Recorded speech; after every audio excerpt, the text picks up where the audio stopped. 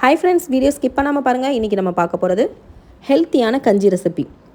இந்த கஞ்சியை நம்ம எந்த அரிசியில் பண்ண போகிறோன்னா பூங்கார் அரிசி, அதாவது சிகப்பரிசி. இதில் நிறைய ஹெல்த் பெனிஃபிட்ஸ் இருக்குது. இது லேடிஸ் அண்ட் ஜென்ட்ஸ் 2 பேருக்குமே யூஸ்ஃபுல்லாக இருக்கும்.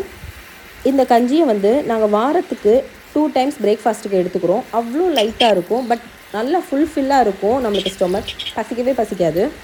இதை எப்படி பண்ணணுங்கிறத பார்ப்போம். நைட்டே 1 டம்ளர் அரிசி எடுத்துகிட்டு ஊற வச்சுருங்க. அலசி நல்லா ஊற வச்சுருங்க.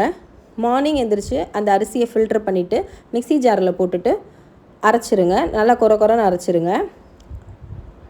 நெக்ஸ்ட்டு அதை ஒரு குக்கருக்கு ட்ரான்ஸ்ஃபர் பண்ணிவிட்டு 1 கிளாஸ் அரிசிக்கு 6 டம்ளர் தண்ணி போடுங்க.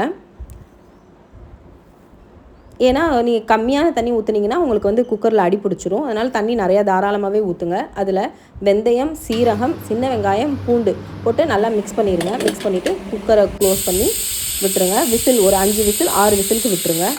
நெக்ஸ்ட்டு குக்கர் ரிலீஸ் ஆனதுக்கப்புறமா தேங்காய் எடுத்து தேங்காய் பால், நல்லா கட்டியான தேங்காய் பால் எடுத்து ஃபஸ்ட்டு ஆட் பண்ணி ஒரு கொதி விடுங்க.